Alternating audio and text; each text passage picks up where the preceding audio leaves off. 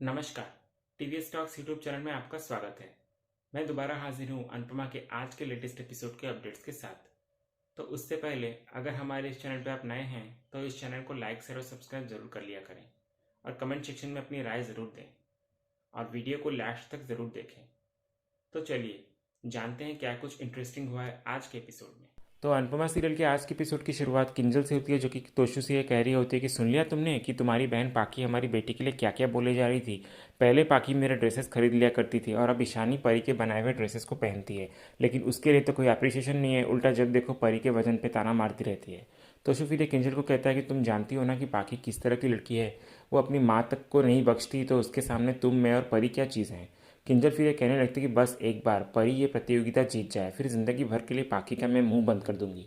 तोशु फिर ये कहने लगता है कि हाँ, बस इसके लिए हमें परी को फुल सपोर्ट देना होगा। दूसरी ओर फिर पाकी हॉल में टहलते हुए जा रही होती है और बोलने लगती है कि सपोर्ट करने से क्या होगा, बच्चे में टैलेंट भी तो होना चाहिए ना। सब पेरेंट्स को यही लगता है कि अपना बच्चा हीरा है, लेकिन रही बात परी की, तो वो हीरा नहीं है बल्कि सिर्फ एक कांच का टुकड़ा है, वो भी किसी काम की नहीं। और उसके लिए तो वो अपना 100 ग्राम वजन भी कम कर ले उतना बहुत है। और रही बात इस प्रतियोगिता की, तो वो तो मेरे ईशानी ही जीत कर रहेगी। अगले सीन में फिर हमें दोबारा तोशु को दिखाया जाता है, जो कि किंजल से कह रहा होता है कि मम्मी ने अगर फिर से नाटक किया ना कि कंपटीशन में कोई भाग नहीं लेगा, तो इस बार हम अपनी बेटी के लिए स्टैंड ज़रूर लेंगे। किंजल फिर ये बोलती है कि हाँ, सही कहा तुमने, परी भाग भी लेगी और इशू को हराएगी भी, तभी मेरे दिल को ठंडक पहुंचेगी। फिर तोशु परी के पास आकर ये कहने लगता है कि परी बेटा, ये तुम्हारे मम्मी और पापा की इज्जत का सवाल है, इसलिए you have to win. Kinjal भी फिर परी को बोलती है कि ज़रा सोच बेटा, अगर तू जीत गई तो तुझे यूएस जाने का मौका मिलेगा। तोशु भी फिर ये बोलता है कि और एक बार तू वहाँ सेटल होगी तो हमको भी इस नरक से बाहर निकलने का मौका मिल जाएगा। परी फिर तोशु और किंजल को कहने लगते हैं कि आप दोनों फिर से मुझे प्रेशराइज कर रहे हैं मम्मी पापा, ऑलरेडी मुझ पर बहुत प्रेशर है, मुझे सब लोगों के कॉस्ट्यूम भी बनाने हैं। किंजल फिर ये कहने लगते हैं कि तुम किसी के लिए कुछ भी नहीं बनाओगी। परी फिर बोलती है कि क्यों। तोशु फिर कहने लगता है कि क्योंकि वो अब तुम्हारे कजिन्स नहीं हैं बल्कि तुम्हारे कॉम्पिटिटर हैं। किंजल फिर ये बोलती है कि इसलिए तुम उन पे नहीं बल्कि अपने आप पे फोकस करो, और अगर तुम जीत गई ना तो मैं तुम्हें कभी भी सीए बनने के लिए फोर्स नहीं करूँगी, आई प्रॉमिस। और तुम जो करियर चूज़ करोगी ना उसमें हम तुम्हारा फुल सपोर्ट करेंगे। फिर तुम फैशन डिज़ाइनर बनना चाहो तो बन जाना, मुझे उसमें कोई प्रॉब्लम नहीं होगी, बल्कि मैं तुम्हारे लिए उल्टा खुश होंगी। इधर फिर बाहर अंतमा सूखी मिर्ची कूट रही होती है और राय की कई बातों को याद करने लगती है। फिर दूसरी ओर वहाँ पाखी भी ईशानी को उकसाती है कंपटीशन जीतने के लिए, और ये कहने लगती है कि ईशू, अगर तुम ये कंपटीशन जीत जाओगी ना तो मैं तुम्हें कभी भी किसी चीज़ के लिए नहीं रोकूंगी। ईशानी फिर साइलेंट बैठी हुई होती है, कोई जवाब नहीं देती। फिर पाखी उसे बोलती है कि ईशू क्या हुआ तुझे, तू ऐसे ठंडे तवे की ठंडी रोटी की तरह क्यों बैठी है, अपने अंदर फायर ला। और जीतने के लिए ना पैशन का होना बहुत ज़रूरी होता है। तूने देखा ना कैसे उस राही ने सबको ओपन चैलेंज कर दिया कि ये कंपटीशन सिर्फ वही जीतेगी। पाकि फिर ईशानी को ये भी कहती है कि तुझे नहीं पता इशू की एक सिंगल मदर की लाइफ कितनी मुश्किल होती है, बिना हस्बैंड के सपोर्ट के मैंने तुझे कैसे पाला है ये सिर्फ मैं ही जानती हूँ। मेरे लिए सब कुछ तू ही है इशू, और तुझ में ही मेरी सारी खुशियाँ हैं। इसलिए प्लीज़ तू इस प्रतियोगिता के लिए थोड़ा तो सीरियस हो जा।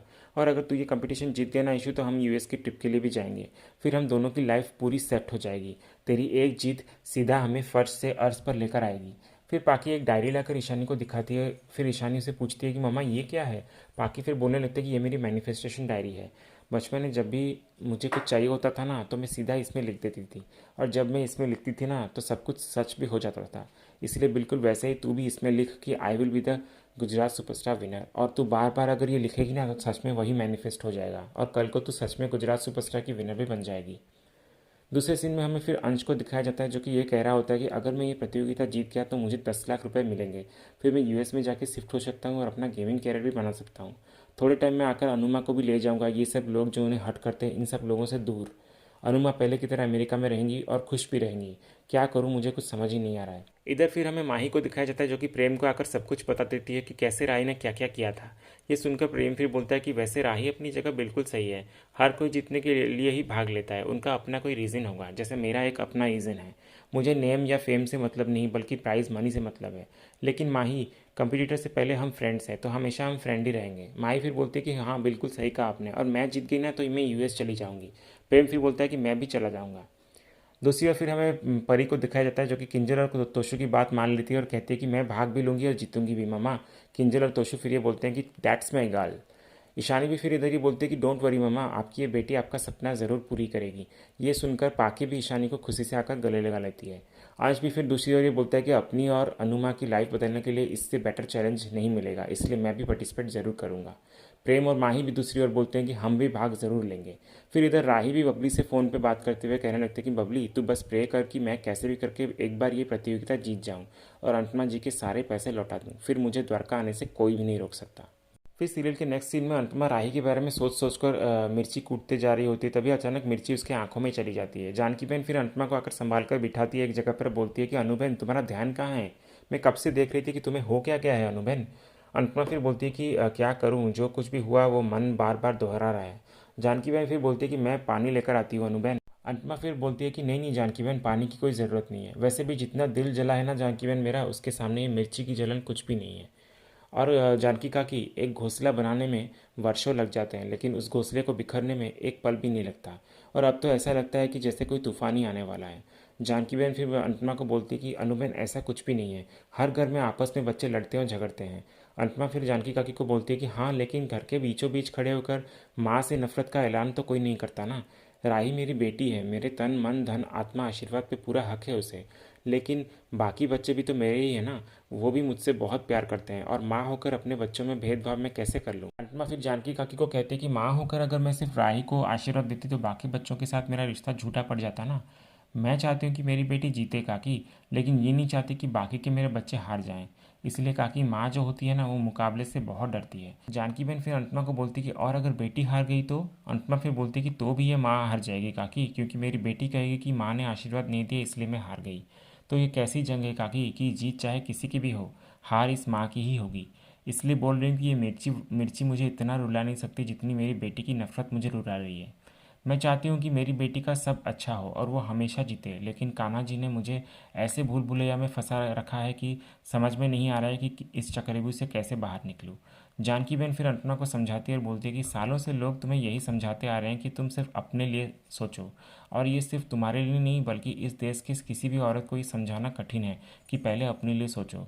माएँ पहले ये हाँ कह देती है, फिर आंसू पोंछती है कि हाँ चलो अब हम अपने लिए सोचेंगे, फिर अगले ही पल अपने परिवार के लिए सोचने लग जाती है। दुनिया मिर्च है अनुबैन, और इसे सिर्फ रुलाना आता है, आंसू पोंछना नहीं। अनुपमा फिर बोलती कि ऐसा नहीं है। जानकी बहन फिर बोलती कि अगर ऐसा नहीं है तो यहाँ तुम्हारे आंसू पोंछने के लिए कोई क्यों नहीं आया है बोलो। पूरा दिन मेरे बच्चे कहती रहती हो ना, तो कहाँ है तुम्हारे बच्चे अब। क्योंकि सबकी अपनी अपनी दुनिया है और उन्हें तुमने जो भी संस्कार दिए हो, लेकिन उन संस्कारों पर लालच की धूल चढ़ गई है अनुबैन। इसलिए अनुबैन मेरी एक बात याद रखना, इनके लिए रो रो के मर भी जाओगी ना, फिर भी किसी को एक दिन से ज़्यादा याद नहीं रहेगा तुम्हारा। अनुपमा फिर बोलती कि शुक्रिया जानकी बहन। जानकी बहन फिर बोलती कि इतनी कड़वी बातें मैंने बोली, तो फिर भी मुझे शुक्रिया कह रही है।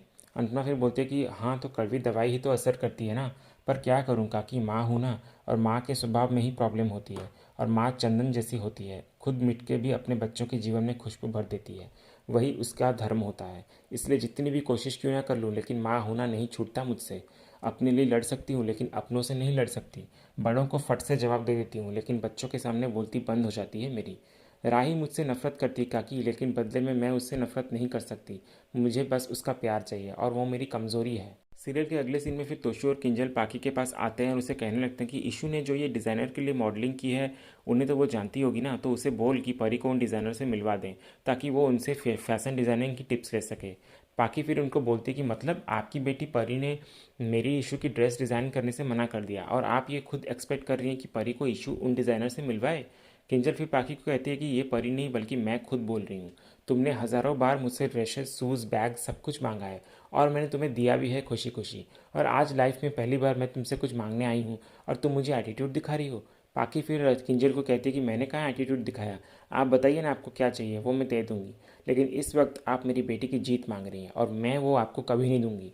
तोशु फिर पाकी को कहता है कि लगता है तू ये भूल रही है कि परी तेरी भतीजी है। पाकी भी फिर तोशु को ये कहती है कि और लगता है आप ये भूल रहे हो कि ईशु आपकी भांजी है, इसलिए आप मेरी बेटी के बारे में नहीं सोच रहे हैं, तो मैं क्यों आपकी बेटी के बारे में सोचूं। तभी डॉली और बा भी वहीं बैठे हुए होते हैं और सब कुछ सुन लेते हैं। फिर डॉली बा को बोलती है कि बच्चों से ज़्यादा इन लोगों में कंपटीशन चल रहा है मम्मी। बा भी फिर ये कहती है कि सोचा था कि बच्चे प्रतियोगिता में खुशी खुशी भाग लेंगे और जीतेंगे तो घर पे 10 लाख रुपए आएंगे, और अगर नहीं भी जीतेंगे तो बच्चे कुछ तो सीखेंगे ना, पर यहाँ तो लगता है कि जीतने के चक्कर में कहीं घर का माहौल ही ना बिगड़ जाए। फिर बा अंश, परी और ईशानी की फ़ोटो को देखकर बोलने लगती है कि पर एक बात तो तय है कि विजेता इन तीनों में से किसी एक को ही होना चाहिए, शाह परिवार का खून ही जीतना चाहिए। डॉली भी फिर ये कहने लगती है कि हाँ मम्मी, जीते तो अपना ही खून जीते, ना कि कोई बाहर वाला। सीरियल के नेक्स्ट सीन में फिर राही रास्ते में अनुपमा और घर वालों की बातों से परेशान होकर अचानक भागने लगती है। इधर फिर प्रेम भी रास्ते में जा रहा होता है, तभी उसी खलनायक का दोबारा मैसेज आता है उसको, और वो आदमी ये बोल रहा होता है कि तू लाइफ में कुछ नहीं कर सकता, तभी तो अपनी माँ की तरह तू भी मुझे छोड़कर चला गया। लूज़र माँ का लूज़र बेटा, पर इतना याद रखना कि अगर तू घर छोड़ सकता है तो मैं भी रिश्ता तोड़ सकता हूँ। ये सुनकर अचानक प्रेम बहुत गुस्सा हो जाता है और गुस्सा होकर भागने लगता है। फिर भाग कर आकर अचानक शिव मंदिर के बाहर के चौखट पर गिर जाता है और ये बोलने लगता है कि मेरे अंदर बदले की आग जल चुकी है अब, इसलिए मैं हर बात का बदला लूँगा।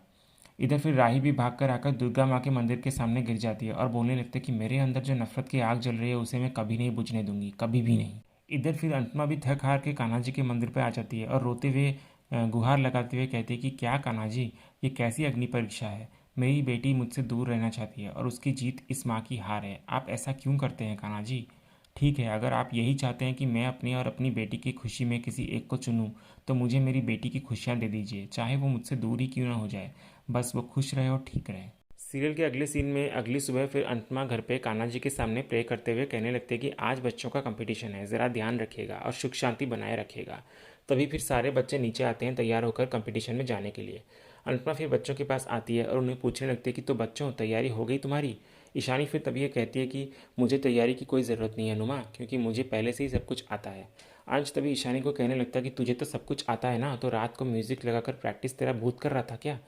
ये सुनकर अंश की बातें सुनकर सब हंसने लगते हैं। पाखी फिर अंश को कहती है कि अंश, तू खुद का देखना, दूसरों की तैयारी पे तुझे क्यों इतना इंटरेस्ट है। किंजल तभी पाखी को बोलती है कि क्योंकि वो तुम पे गया है ना पाखी, तुम भी तो रात भर सबके कमरों में तांग झांग कर रही थी ना। तभी अंतमा फिर मन में ये बोलती है कि बड़ों में टकरार थी लेकिन बच्चों में तो प्यार था ना, पर इस कंपटीशन ने प्यार में भी दरार डाल दी। फिर सारे बच्चे अंतमा के पैर छूकर आकर आशीर्वाद लेते हैं और अंतमा उन्हें बोलती है कि खुश रहो और ऑल द बेस्ट।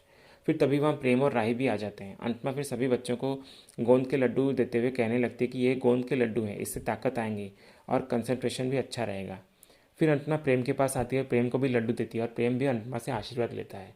फिर अंतमा राही के पास आकर उसको लड्डू देने लगती है तो राही ये रोक लेती है, उसे बोलती है कि मैं मिठाई नहीं खाती। अंतमा बोलती है कि मिठाई नहीं है ये, बल्कि प्रसाद है। राही फिर बोलती है कि जो भी हो, पर मुझे आपके हाथ से कुछ भी नहीं खाना। तभी अचानक वहाँ बाहर राही को गुस्से से द्वारका वाली लड़की पुकारते हुए बाहर से आ रही होती है। राही फिर बा को ये बोलती है कि जी लीलाबेन बोलिए। बा फिर राही को बोलती है कि तू मुझे नाम से क्यों बुला रही है। राही फिर बा को बोलती है कि और आप मुझे नाम से क्यों नहीं बुला रही है, राही नाम है मेरा। बा फिर बोलती है कि इसलिए तो राह पे खड़े खड़े हमारा नाक कटवा रही थी। बा फिर अंतमा को बोलती है कि अंतमा, तेरी बेटी ने हमारी इज्जत का सत्यानाश कर दिया। अंतमा फिर पूछती है बा को कि क्या हो गया बा। डॉली फिर तभी अंतमा को बोलती है कि भाभी, अभी अभी हम मंदिर से आ रहे थे, वहाँ मोहल्ले की कुछ औरतों ने बताया कि कैसे इस लड़की ने कल रात को तमाशा किया। तभी इसी सीन के साथ ही आज का ये एपिसोड एंड हो जाता है। तो अनुपमा के इसी तरह के डेली एपिसोड के अपडेट्स जानने के लिए हमारे इस चैनल से जुड़े रहिए और चैनल को सब्सक्राइब कर लीजिएगा। मिलते हैं नेक्स्ट एपिसोड के अपडेट्स के साथ। धन्यवाद।